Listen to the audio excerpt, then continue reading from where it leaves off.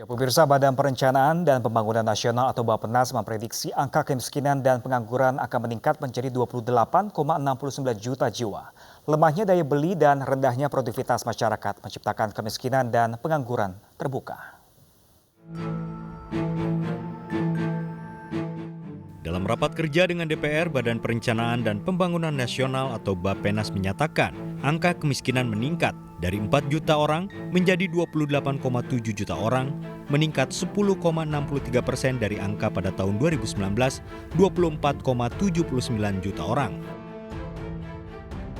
Menteri Perencanaan Pembangunan Nasional sekaligus Kepala Bappenas Suharso Monoarfa mengungkapkan berhentinya aktivitas ekonomi masyarakat akibat pandemi corona melahirkan banyak pengangguran baru yang diikuti lonjakan angka kemiskinan.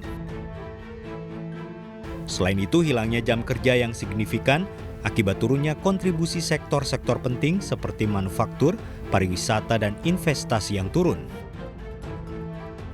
Kira-kira tingkat kemiskinan itu mencapai 10,63, yaitu naik sekitar hampir 4 juta orang dari 24 ke 28. Kemudian dengan intervensi kita bisa menekan ada kenaikan, tetapi bisa kita tekan di bawah 1 juta dan mudah-mudahan secara rasio adalah masih bisa 1 digit. Dan pada tahun 2021 kita berharap ditargetkan 9,2 sampai 9,7. Bappenas memperkirakan dengan bantuan stimulus perlindungan sosial, diharapkan tahun 2020 angka kemiskinan masih dapat ditekan. Untuk angka pengangguran tahun ini bisa menyentuh 12,7 juta. Pengangguran terbuka dikhawatirkan bertambah 4 sampai 5,5 juta orang menjadi 10 sampai 12 juta orang. Dari Jakarta, Raharjo Patmo, iNews melaporkan. Ya, pemirsa, untuk menekan dampak kemiskinan akibat pandemi COVID-19, pemerintah gencar menyalurkan bantuan berupa bantuan sosial tunai kepada masyarakat. Anggaran disiapkan sebesar 16,2 triliun rupiah.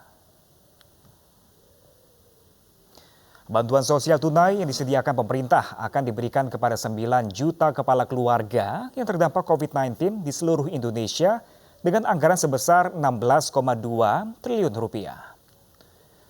Menteri Sosial Juliari Batubara saat meninjau penyaluran bantuan sosial tunai atau BST tahap ketiga di Kabupaten Garut serta Kabupaten Tasikmalaya menegaskan bahwa bantuan sosial yang berjumlah 16,2 triliun nantinya akan dibagikan pada gelombang pertama kepada 9 juta kepala keluarga di seluruh Indonesia. Namun besaran BST pada gelombang kedua nanti, yaitu pada bulan Juli hingga Desember, akan dikurangi dari sebelumnya Rp600.000 menjadi Rp300.000. Alasan pemerintah saat ini telah memasuki fase kenormalan baru atau new normal. Ibu Bapak hadirin sekalian, hari ini adalah penyaluran bantuan sosial tunai dari Kementerian Sosial, khusus bagi warga yang terdampak. Karena ini kita teruskan sampai Desember, cuman mohon maaf nilainya dikurangi menjadi 300.000 yang sekarang 600.000. Karena apa? Paket stimulus COVID-19 dari pemerintah pusat yang awalnya nilainya 405 triliun Pak Wagub, sekarang sudah kita naikkan menjadi 677 triliun. Begitu sudah tidak ada kasus yang meningkat, bisa kerja lagi, bisa dapat uang lagi. Pemerintah melalui Kementerian Koperasi dan UKM mengeluarkan kebijakan untuk pemulihan ekonomi sektor koperasi dan UKM di tanah air. Di antaranya mulai fase tanggap bencana, pemulihan ekonomi hingga pertumbuhan ekonomi. Usai dikeluarkannya kebijakan restrukturisasi pinjaman dalam keputusan Menteri Koperasi dan UKM tentang restrukturisasi kepada koperasi dan UKM melalui lembaga pengelola dana bergulir koperasi, usaha mikro kecil dan menengah atau LPDBKUMKM, ada 3 fase yang disiapkan untuk pemulihan ekonomi di tengah pandemi COVID-19. Fase pertama, tanggap bencana dengan memberikan restrukturisasi pinjaman maksimal selama 12 bulan terhadap usaha kecil menengah untuk memastikan likuiditas koperasi berjalan lancar. Fase kedua, pemerintah menyiapkan anggaran senilai 1 triliun rupiah untuk pinjaman bagi sektor usaha dengan bunga 3% kepada 4,8 juta UMKM. Untuk tahap ketiga, Kementerian Koperasi dan UMKM akan menerapkan fase pertumbuhan ekonomi dengan mengharmonisasikan peraturan dengan melakukan pemangkasan persyaratan dan kemudahan penyaluran pinjaman, sampai pendampingan bagi startup dan wirausaha pemula.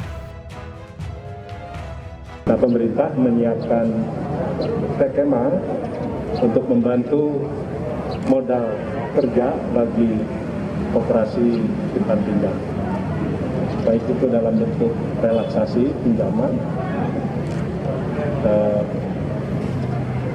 terhadap pinjaman yang lama. Ya.